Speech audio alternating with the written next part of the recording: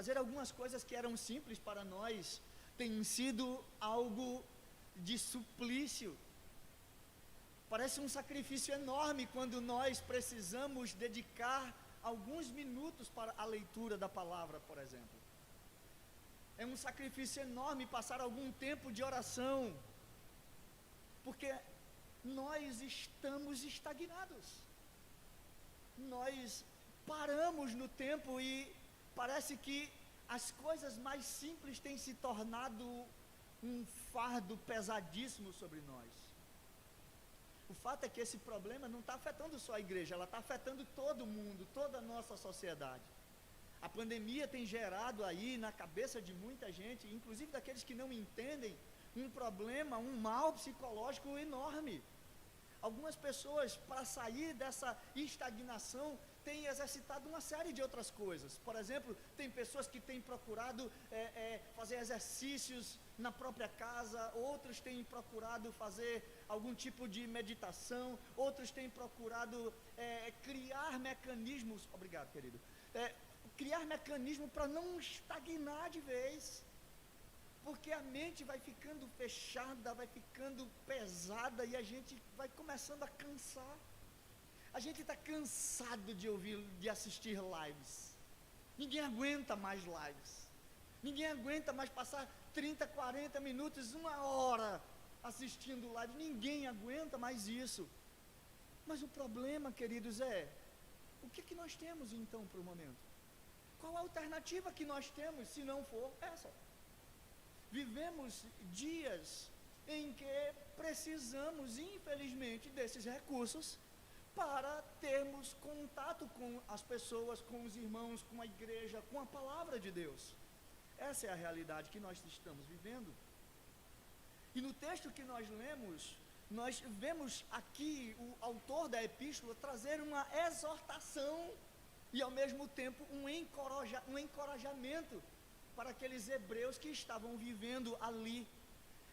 Essa mensagem dita diretamente para eles foi para que eles não ficassem estagnados.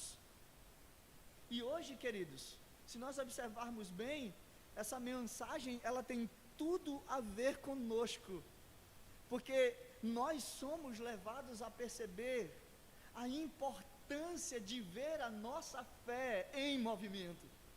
A nossa fé, ela não foi dada para nós, para que ela fosse guardada numa caixinha e ser aberta e retirada nos momentos em que eu quero exercer a minha espiritualidade. A fé, ela foi dada para que nós tivéssemos acesso a Deus, confiássemos em Deus, entendêssemos o nosso papel diante do nosso Senhor. Mas para chegar a esse momento de fé, queridos, nós precisamos às vezes de uma exortação e de um encorajamento, porque nem todo dia a gente está no uhul da vida, a gente nem todo dia está na alegria de levantar e dar aquele pinote e espreguiçar e dizer pronto, hoje vai ser o dia. Nem todo dia a gente está assim.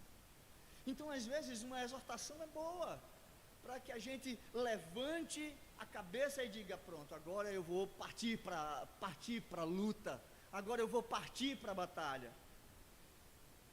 E o texto mostra para a gente pelo menos 3 situações pelas quais nós devemos atentar para as exortações e para o encorajamento do escritor da carta aos Hebreus.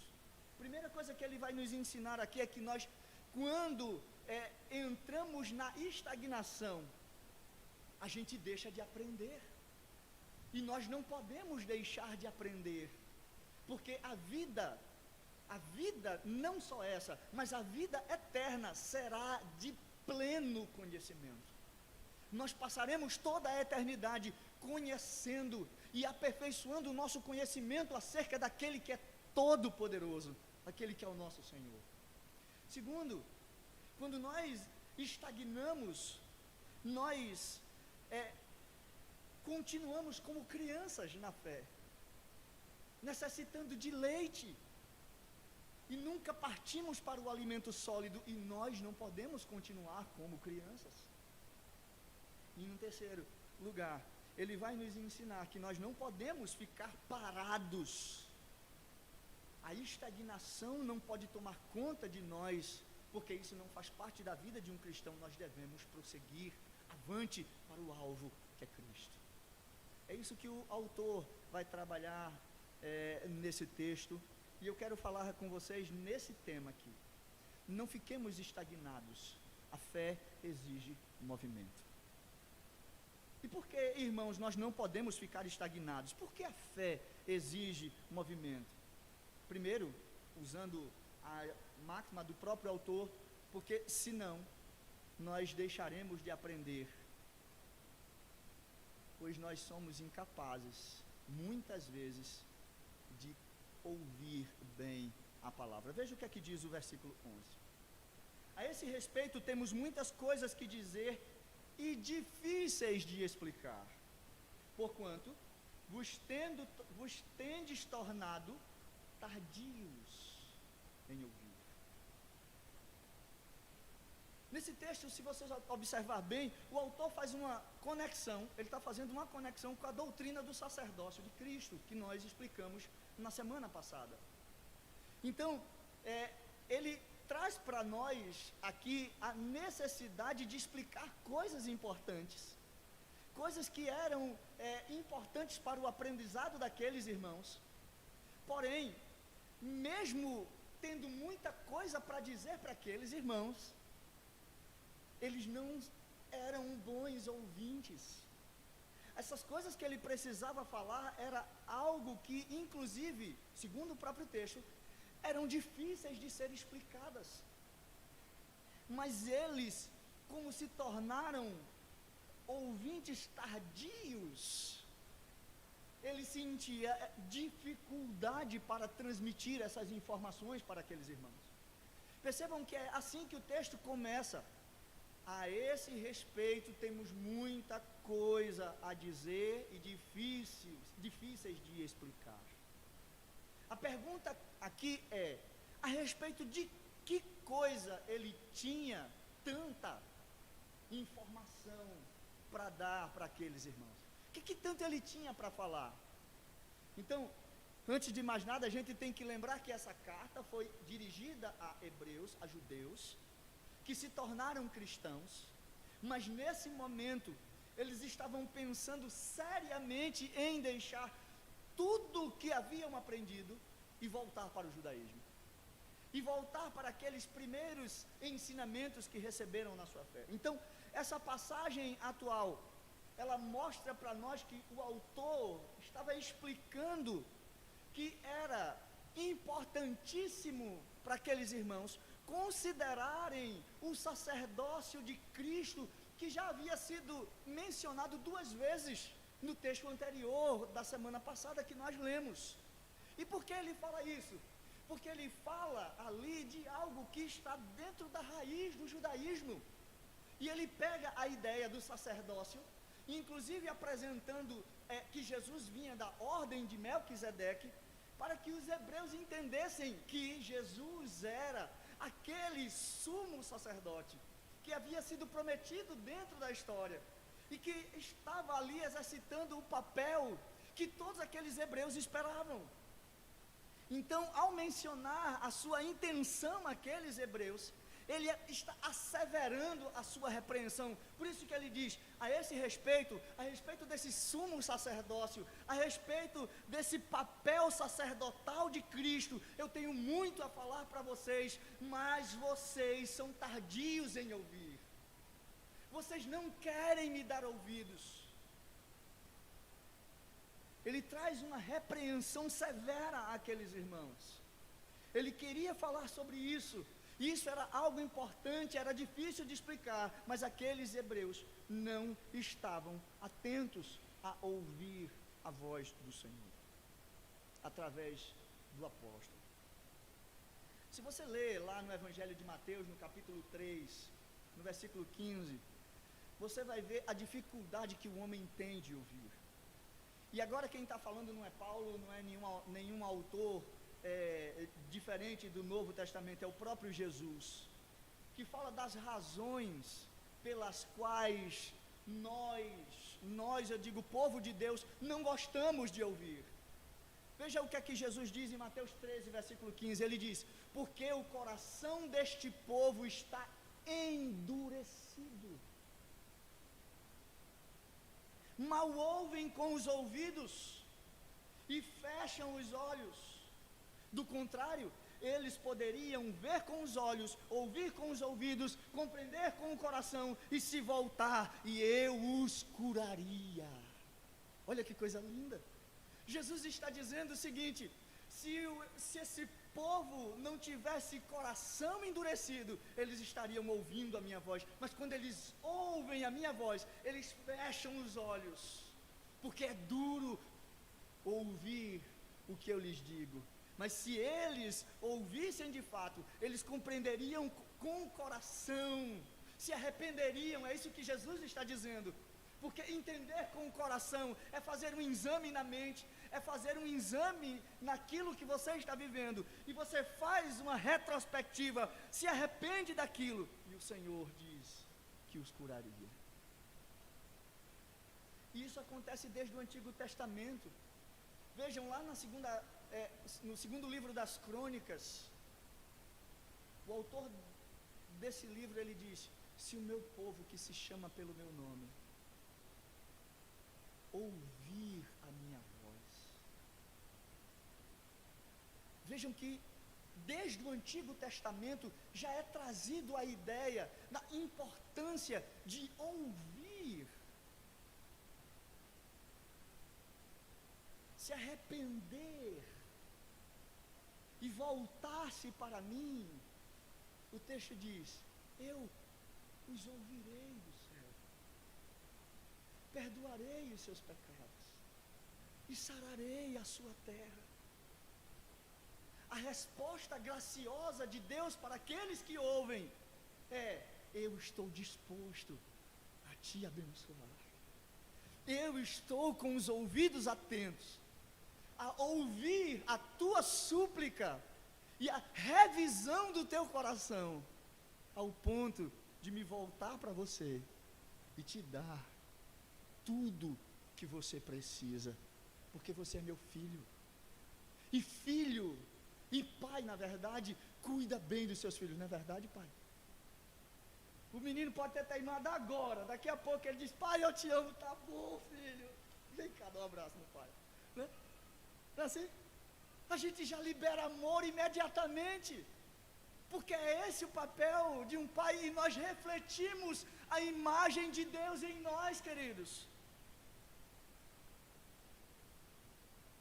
É isso que acontece. Se você olhar lá o livro de Deuteronômio, no capítulo 9, versículos 6 ao 7, nós estudamos isso.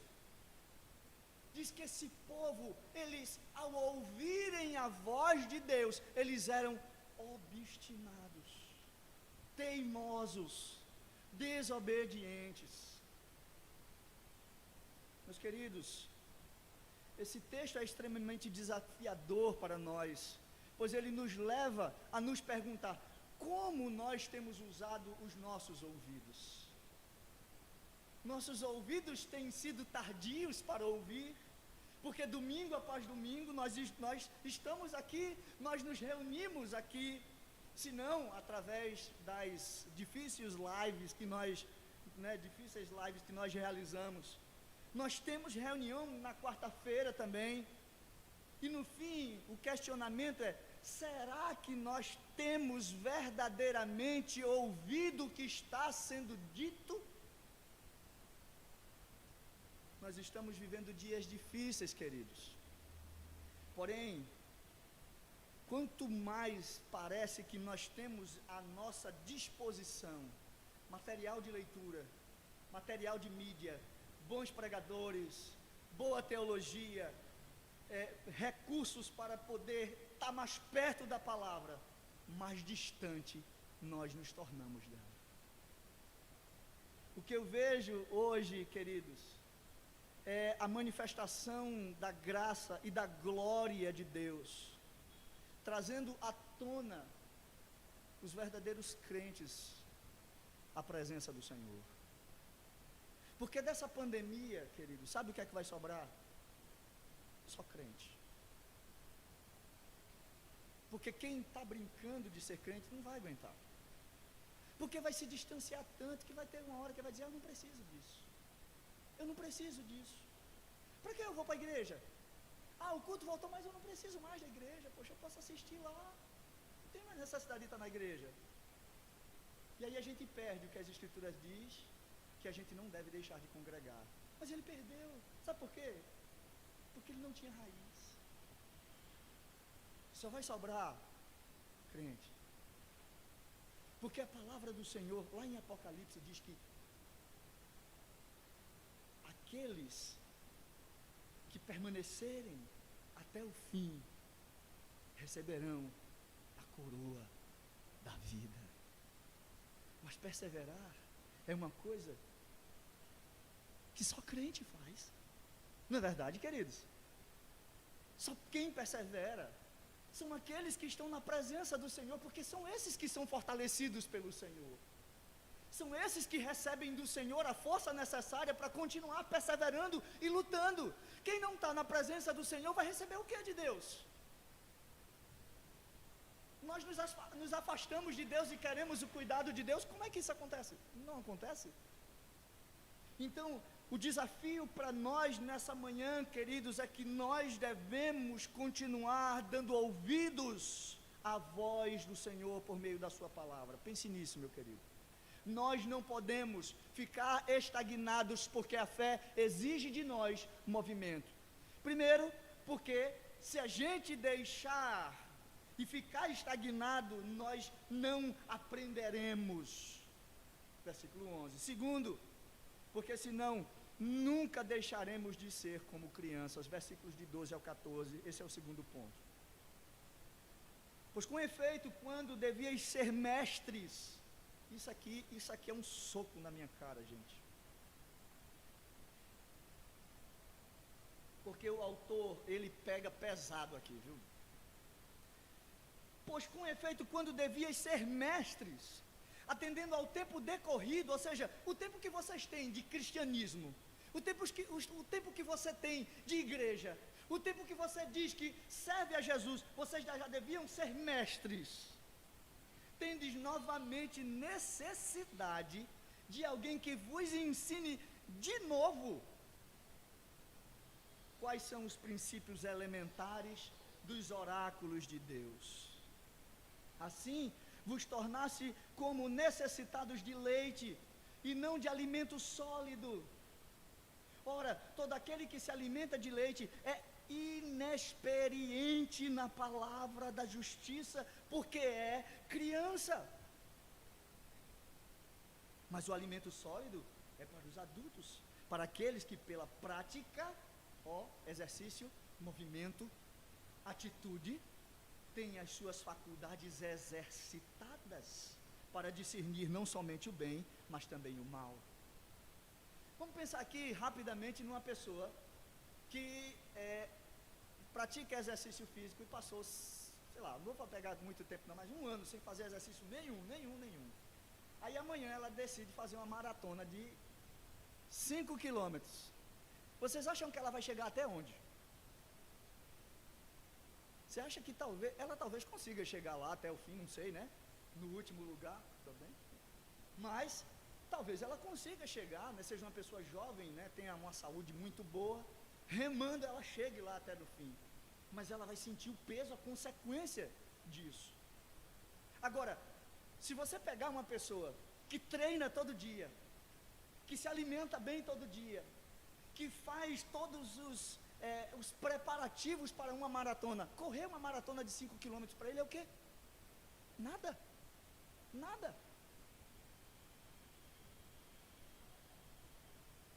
Nessa parte aqui do texto, o autor está explicando para nós as consequências de nós sermos tardios em ouvir. Primeiro ele diz que ele queria nos ensinar alguma coisa, mas nós éramos tardios em ouvir. Agora ele está explicando as consequências de sermos tardios ou lentos para ouvir e compreender o que estava sendo dito.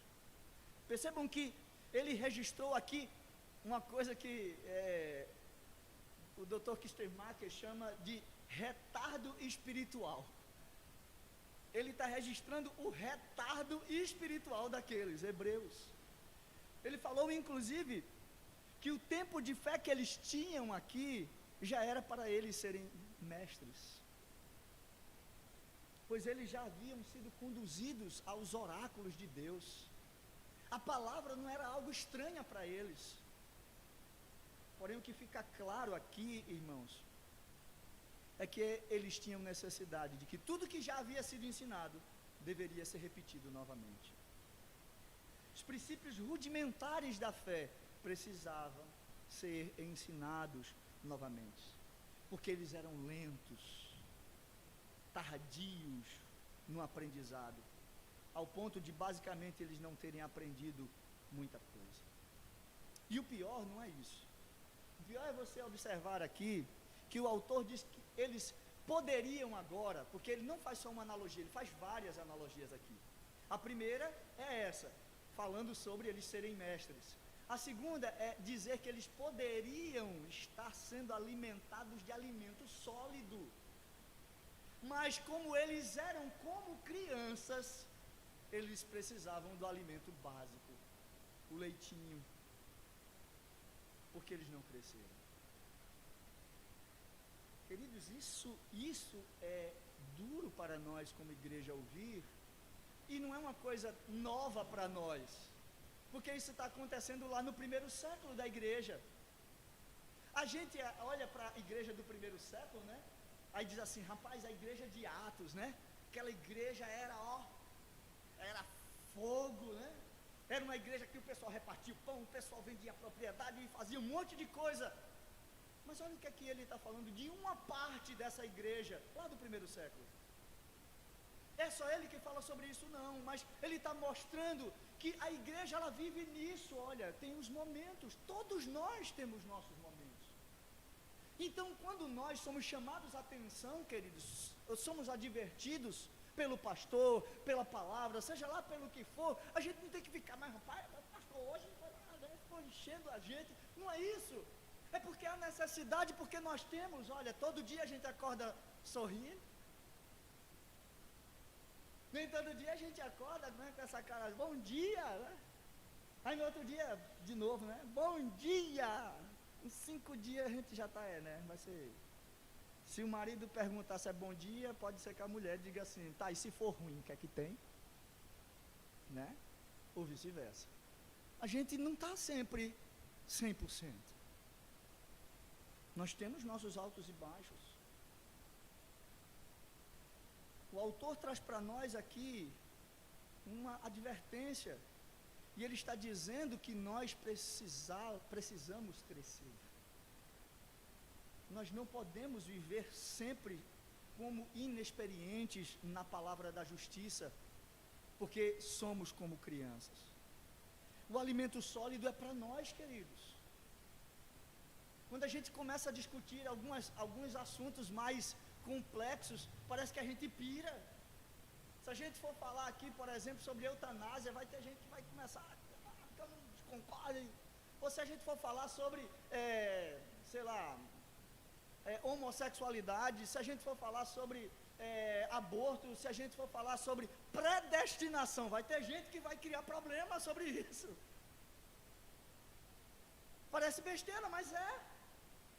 Olha, eu já fui em diversas igrejas, inclusive igrejas onde alguns irmãos, mesmo com a nossa linha teológica muito bem enraizada, uma igreja histórica, você vai falar sobre um assunto como esse, mas o que é isso, pastor? Que conversa é essa? Que a gente não tem livre-arbítrio, isso é doido, é? Como é que é isso? Não é? Percebam, os rudimentos da fé precisam ser ensinados de novo. Para aqueles que crescem, irmãos, as faculdades, elas estão sendo exercitadas o tempo todo. Paulo fala sobre isso lá na primeira carta aos Coríntios. Por favor, abra comigo, lá no capítulo 3, só para a gente mexer um pouquinho aí nas escrituras. Primeira carta aos Coríntios, capítulo 3, versículo 2. Veja o que é que Paulo diz nesse verso. Ele diz: leite vos dei a beber, não vos dei alimento sólido, porque ainda não podíeis suportá-lo. Nem ainda agora podeis, porque ainda sois carnais. Vejam que Paulo está usando metáforas aqui, está usando figuras de linguagem. Primeiro ele está chamando a gente de criança, depois ele está chamando a gente de carnal, porque somos pessoas que ainda não estamos exercitados, não crescemos o suficiente para sermos chamados de espirituais. Em outra linguagem ele diz, olha, vocês ainda não estão prontos. Tem uma outra tradução que ameniza um pouquinho a palavra de Paulo, mas o termo não é vocês ainda não estão prontos, é vocês são carnais. Essa é a expressão melhor. Agora vá para o capítulo 14, ainda nessa primeira carta. No versículo de número 20, Paulo vai dizer o seguinte, aqui nesse versículo: irmãos, não sejais como meninos no juízo, na malícia, sim, sede crianças, quanto ao juízo, sede homens amadurecidos. Olha, quanto ao juízo, sede homens amadurecidos, mas crianças no quê? Hein? Como aí? Vocês entenderam o que é que Paulo está ensinando aqui? Paulo diz que nós não devemos pensar como crianças em alguns aspectos, mas devemos agir como elas na inocência de algumas situações. Na verdade, ele está dizendo, você precisa ser maduro, porque existem coisas que crianças não vão saber fazer. Crianças sabem julgar diretamente, elas ainda estão aprendendo o que é certo, o que é errado. Então o julgamento de uma criança nunca vai ser completo, porque ela está amadurecendo. Uma criança tem malícia suficiente para poder montar, existem algumas que tem, né?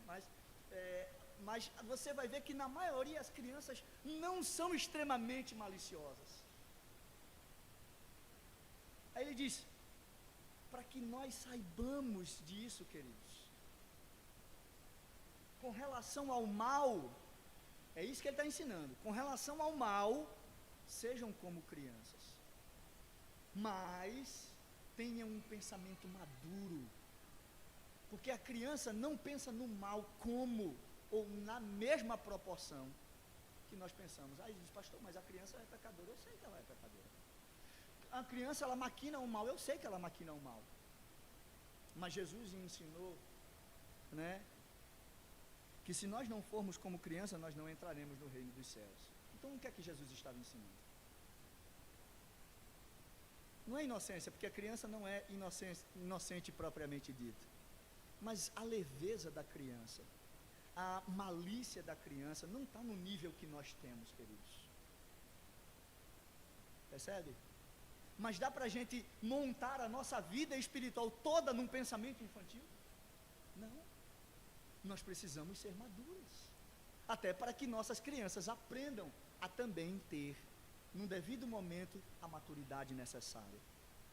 Ainda escrevendo na carta aos Gálatas, no capítulo 4, versículo 3, Paulo diz, assim também quando éramos crianças, éramos escravizados pelos princípios básicos do mundo, mas quando nós éramos como crianças, não mais agora. Então, quando a gente vai para a carta aos Hebreus, nós vemos que o autor da carta, ele está falando de algo que era conhecido daqueles irmãos, de um problema que já existia na igreja de Coríntios, na igreja dos Gálatas, e também aqui, no meio dos irmãos judeus. Esses irmãos, com efeito, deviam ser mestres, mas eles precisavam ser ensinados novamente, porque eles precisavam de leite. Eles não eram experientes na palavra da justiça. Meus queridos, Que perigo enorme é nós descobrirmos que nós não temos progredido. Você já parou para pensar nisso na sua vida espiritual? Você já parou para pensar no retardo espiritual de vidas que estão há anos na presença de Jesus? Eu penso nisso, eu me arrepio todinho, porque eu fico pensando em mim. Porque às vezes a gente acha que está maduro, mas na verdade não está. Vejam, faça uma análise agora na sua vida cristã e pense nessa pergunta: será que você está espiritualmente estático, parado? Ou você tem a sua fé em movimento todos os dias? Você já parou para se perguntar isso? E agora imagine um pai que vê seu filho ainda sendo criança. Ele vê seu filho sendo criança, mas esse filho já tem alguns anos de idade. Só que esse filho não desenvolveu ainda maturidade. O que é que um pai olharia para um filho que cresce e não desenvolve maturidade? Ele diria que esse filho tem algum problema, que esse filho é doente, e levaria esse filho para o médico, para saber se existe algum problema de retardo mental na criança. Eu estou mentindo, gente? Não é isso que qualquer pai faria, não é? E eu olho para Deus e digo: Jesus, se tu olha para a gente desse jeito, vai todo mundo estar num patamar, não é? Difícil de analisar, porque nós esquecemos de crescer espiritualmente. Nós entramos na onda de uma teologia: é a graça, é uma coisa maravilhosa, e a graça é uma coisa maravilhosa, mas ela é algo que se aperfeiçoa em nós. A graça não é algo que vem e chega que nem um pirulito que é dado a uma criança: tome, sorria para o papai. Não é assim. A graça é algo dado para aqueles que se movimentam em Cristo, na fé, na palavra, no amor, na misericórdia, na justiça. É isso que o autor está falando. Por isso que ele usa esse exemplo aqui. Ora, todo aquele que se alimenta de leite é inexperiente, ele não consegue mastigar ainda, ou até mastiga, mas não consegue retirar do alimento o nutriente necessário. Mas aqueles que praticam, que se exercitam, que se movimentam, essas pessoas, elas têm as suas faculdades exercitadas, para discernir não somente o bem, mas também o mal. Então a gente não vê crente que exercita a fé em movimento, que tem capacidade de ouvir por aí: Maria vai com as outras, eita, é por ali, né? É pastor que está falando, não, é o apóstolo tal, não, eu vou. Não é assim.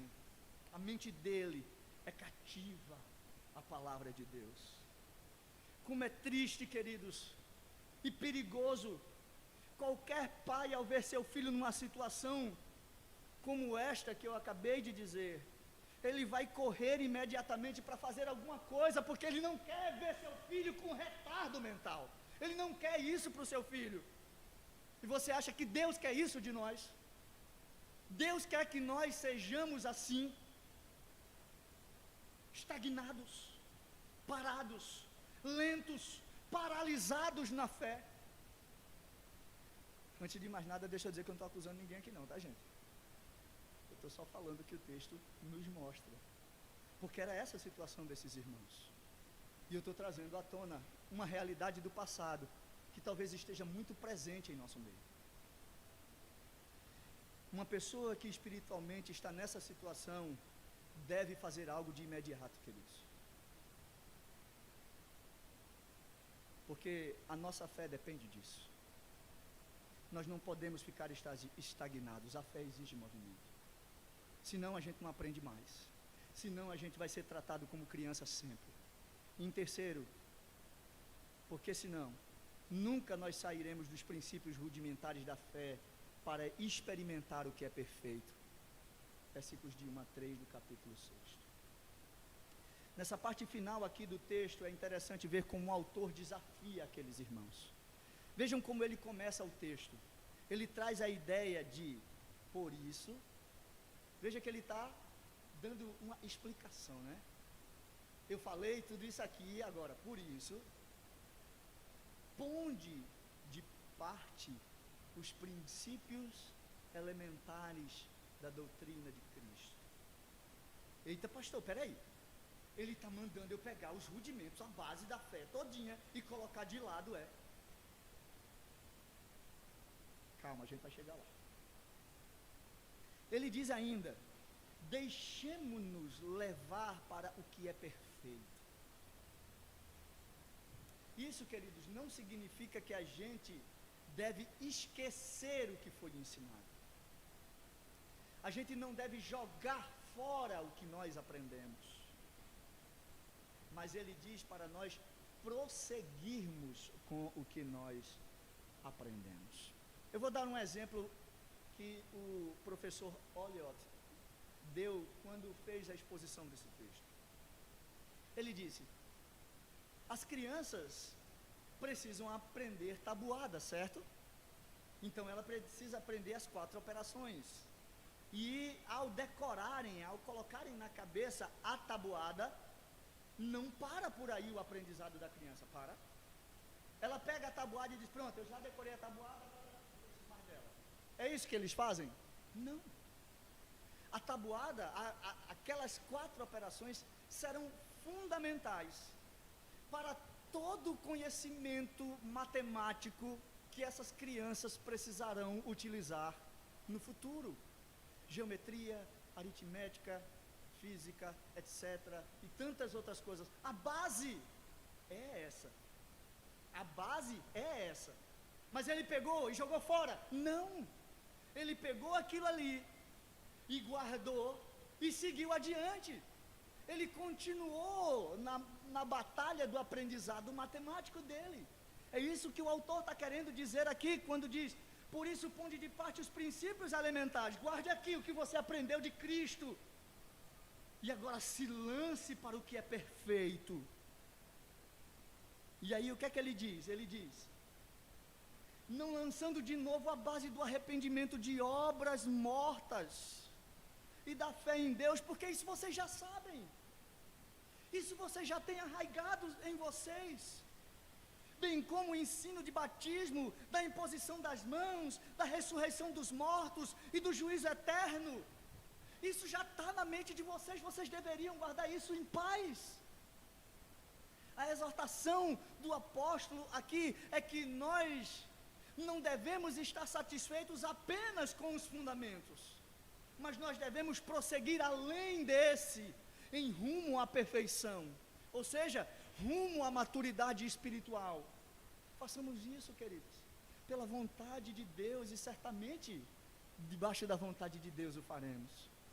Observe que a parte final aqui do texto, o autor fala da ressurreição, como disse, do juízo, mas tudo isso era princípio elementar, ou seja, nós precisamos conhecer, precisamos saber, mas devemos progredir, pois isso será usado na adesão de novos conhecimentos acerca da graça.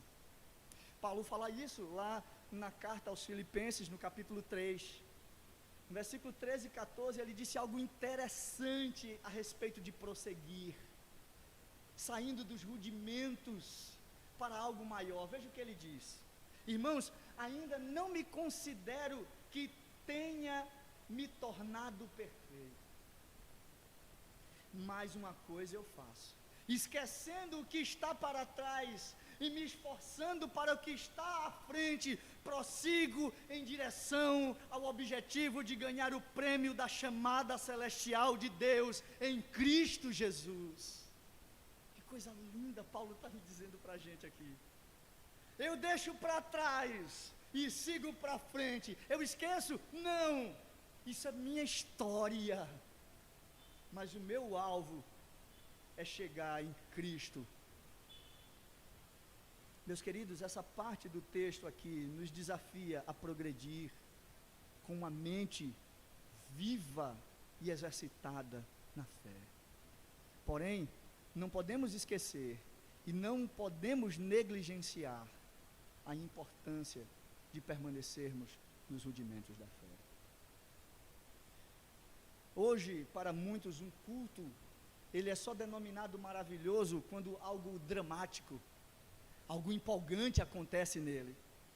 Quando na reunião dos cristãos, algum tipo de euforia, algum tipo de cântico entusiasmático traz à tona aquela experiência de chorar, de se prostrar.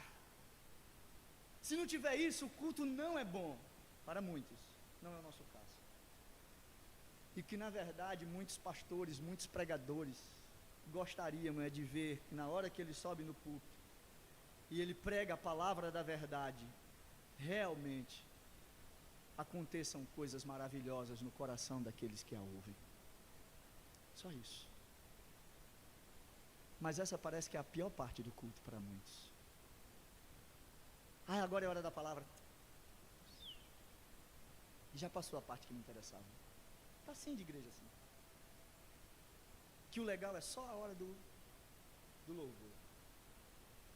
A hora da pregação. Paulo diz que nós devemos prestar a Deus um culto racional. Nós devemos crescer. Por isso eu quero terminar, queridos, lançando alguns desafios para vocês. Eu já estou no fim, tá? Exercite seus ouvidos para ouvir. Primeiro desafio dessa manhã. Seja seletivo. Paulo disse: examinai tudo e retém o que é bom.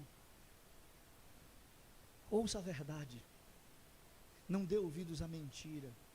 Esteja atento à palavra do Evangelho. Esteja atento às coisas que estão acontecendo. A gente pensa que não, mas o mundo não está a nosso favor, tá, gente? O mundo está contra nós. E nós precisamos ter sabedoria. Nós estamos próximos do fim. E precisamos, queridos, estar unidos em oração. Nós precisamos estar unidos na palavra. Nós precisamos estar unidos na fé. Ouça o que eu estou dizendo. Nós precisamos estar unidos. Porque a graça do Senhor é derramada quando a igreja está junta. E quando ela está junta, ela é mais forte. Sabe, o Salomão disse: é melhor serem dois do que um. Porque se um cair, o outro levanta. Se um ficar doente, o outro cuida, não é? Dois não é melhor do que um? Porque se você estiver sozinho, você vai cair, você vai ficar lá. Ninguém vai ver. E se ninguém te conhece, passa por cima. Quer nem saber. Precisamos estar unidos, Senhor, irmãos. Deus é gracioso e Ele cuida de nós. Quando nós atentamos para ouvir a sua voz. Esse é o primeiro desafio dessa manhã. Segundo, faça uma avaliação no seu estado espiritual.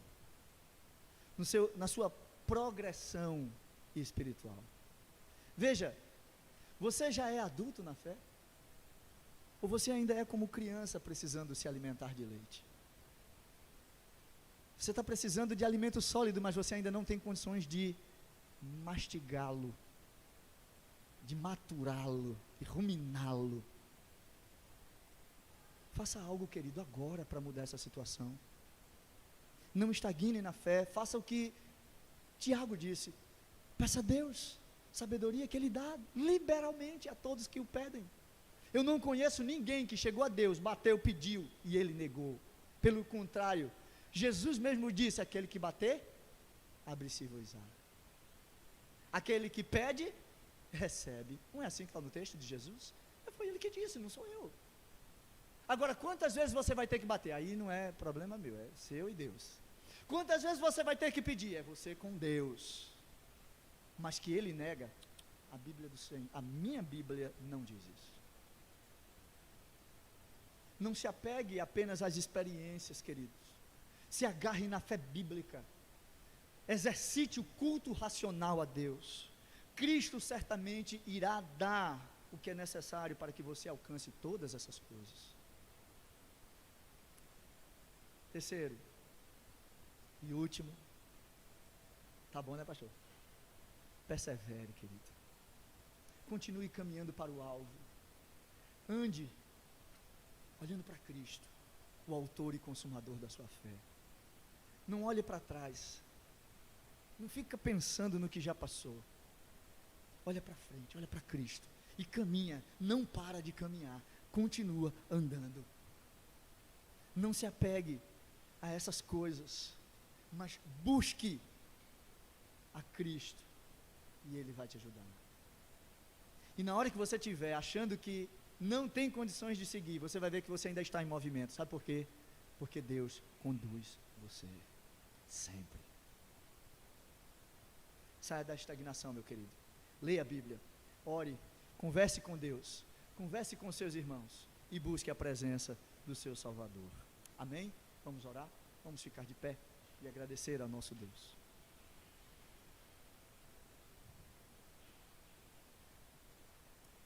Senhor, nós te louvamos, porque por meio da tua graça nós somos desafiados nessa manhã a não estagnarmos na fé. Nós fomos desafiados nessa manhã a repensarmos como nós temos dado ouvidos à tua palavra, como nós nos movimentamos no exercício da nossa fé e nos mostramos maduros ou inexperientes. Ajuda-nos, ó Pai, para que nós venhamos crescer debaixo da graça, do conhecimento, da sabedoria do Senhor. Nós sabemos que até nisso nós somos dependentes de Ti, porque Tu és a fonte de todas as coisas.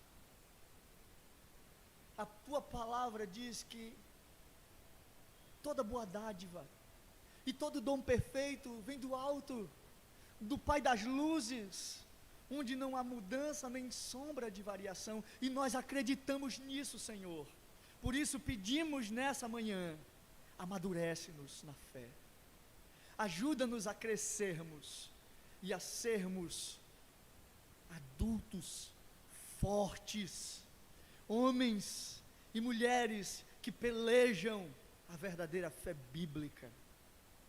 E nos ajude, Pai, a continuar humildes, simples, atentos, sem malícia, vivendo uma fé amorosa e misericordiosa. Obrigado por essa manhã.